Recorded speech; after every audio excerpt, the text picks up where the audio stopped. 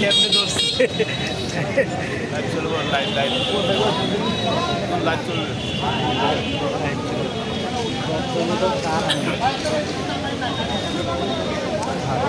ভাই একটু পিছিয়ে দেন আপনারা। মিডিয়ায় তো কাবার দিয়ে দিল সব, দেখার অপশন নাই। মানিকগঞ্জের ভাই বোনেরা আসসালামু আলাইকুম।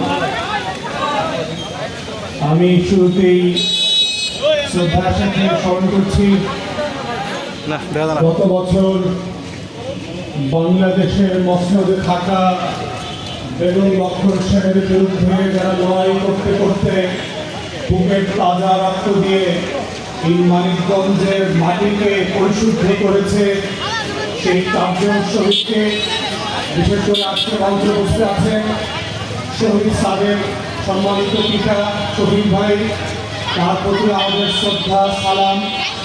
এবং মানিকগঞ্জবাসীকে যারা গত 16 বছর ধরে এই অঞ্চলে গণতন্ত্রের জন্য লড়াই করছেন, আন্দোলন সংগ্রাম করেছেন, দিল্লির আধিপত্যবাদের বিরুদ্ধে কথা বলেছেন, সুষ্ঠু ভোট এবং নির্বাচনের দাবিতে পাড়ায় পাড়ায় মহল্লায় মহল্লায় কথা বলেছেন, লড়াই করেছেন।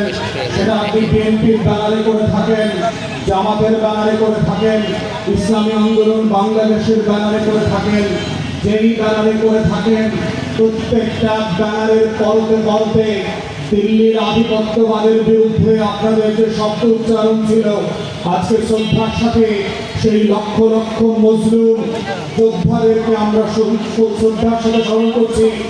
একইভাবে যারা হাজার হাজার মিথ্যা মামলায় বিভিন্ন দলের নেতা কর্মীরা যারা জেল খেটেছেন, রিমান্ডে থেকেছেন, ক্রসফায়ারের শিকার হয়েছেন, যাদেরকে এখনো হাজিরা ফিরে দিতে লক্ষ লক্ষ টাকা পুঁজি সঞ্চয় ব্যবসা বাণিজ্য শেষ হয়ে গেছে, তাদের সবার প্রতি আমাদের শ্রদ্ধা।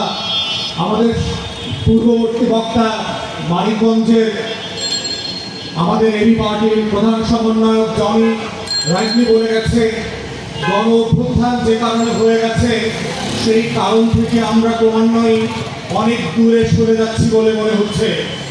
তাই একটা জিনিস মাথায় রাখতে হবে, বাংলাদেশের ইতিহাসের সবচেয়ে সফল রাষ্ট্রনায়ক ছিলেন শহীদ প্রেসিডেন্ট জিয়াউর রহমান, এবং জিয়াউর রহমানের সময় উনি ওনার 3.5-4 বছরের আমলে বারবার কাজে কর্মে কথায় এবং আচরণ দিয়ে প্রমাণ করে দিয়েছেন যে এই বাংলাদেশের লাল সবুজের পতাকা প্রধানতম শত্রু কারা, তাদের বিরুদ্ধে কোন শকুনের চোখ রাঙানির বিরুদ্ধে বারবার আমাদেরকে লড়াই করতে হয়েছে, কোন শকুনরা আমাদের সীমান্তে আমাদের শ্রদ্ধার অংশদার হয়ে বন্ধুরূপে বারবার এসে চিলের মতো করে শিকার করে আমার সম্পদ নিয়ে যায়, কোন শকুনরা বাংলাদেশে ভিন্ন ভিন্ন নামে ট্রানজিটের নামে আমার স্বাধীনতাকে ক্ষুণ্ণ করে, কোন শকুনেরা চিল হয়ে আমার দেশের ট্রানজিটের নামে এপার থেকে ওপার তার সম্পত্তি ধারণ করছে।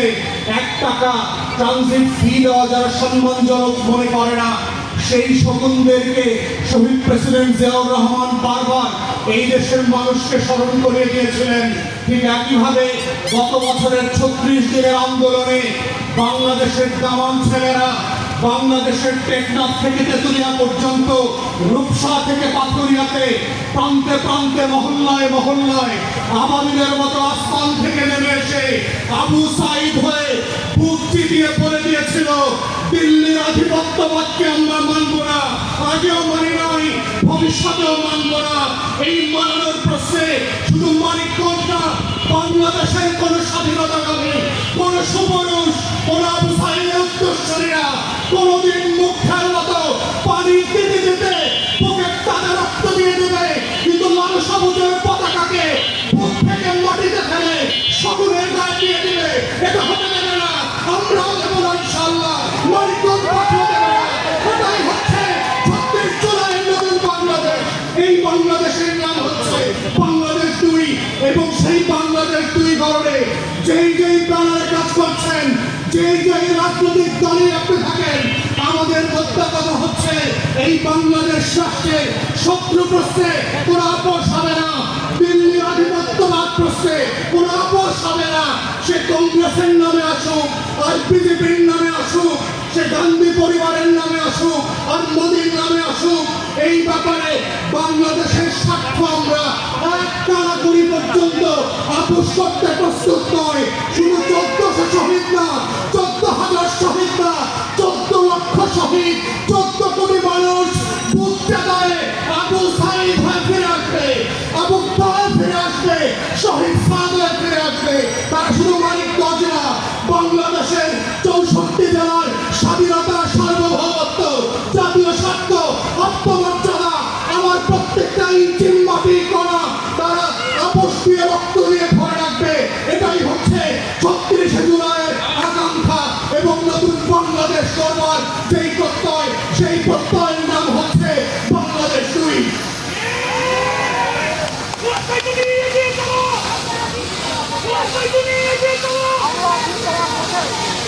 প্রিয় মানিকগঞ্জবাসী,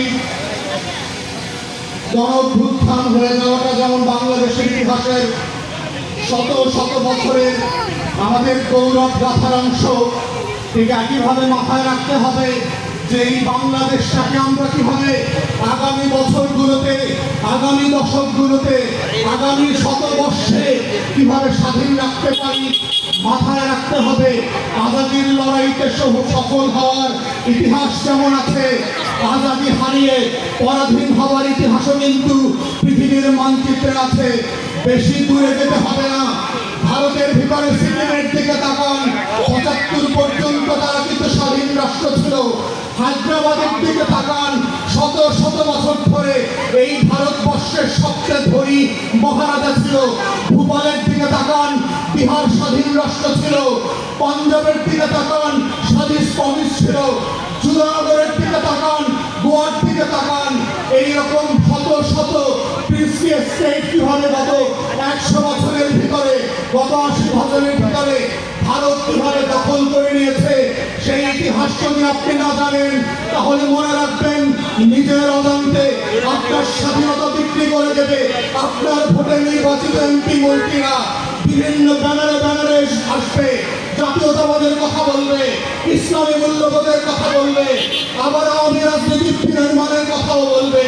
এসালামের টাকা শুধু হাসিনা খায় না, বাংলাদেশের বর্তমানের অনেক রাজনৈতিক দলে অনেক রাজনৈতিক নেতারাই এসালামের টাকায় ব্যবসা করছেন, খাচ্ছেন, যাচ্ছেন, ছেলে মেয়েদেরকে দেশে বিদেশে পড়াচ্ছেন।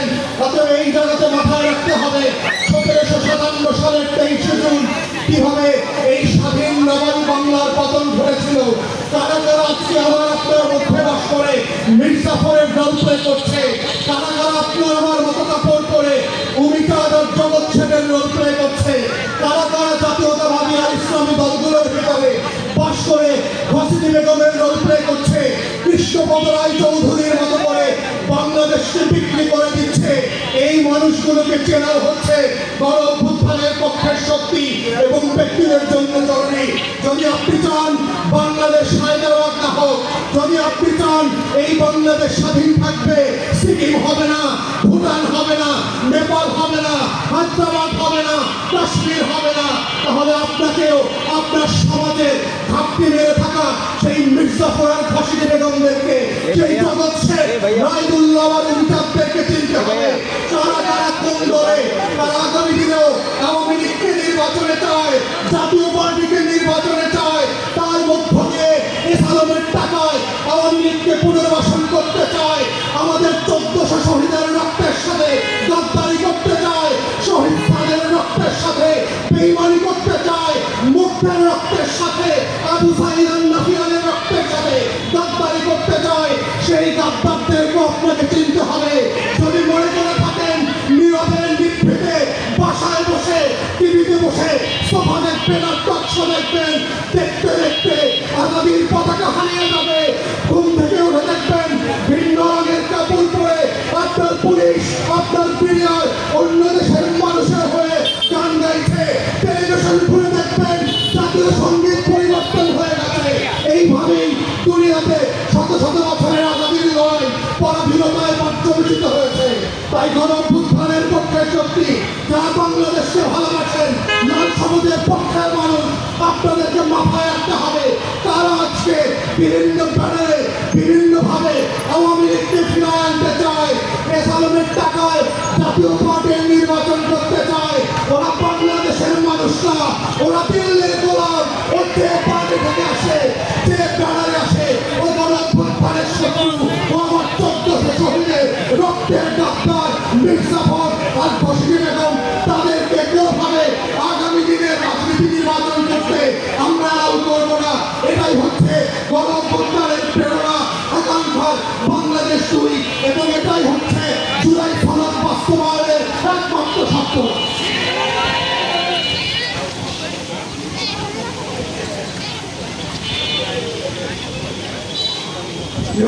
মানিকগঞ্জবাসী, এই পার্টির রাজনীতিটা কি আমরা যারা নতুন করে বলছি, এত দলের ভিড়েও কেন নতুন রাজনৈতিক দলের প্রয়োজন হয়েছে?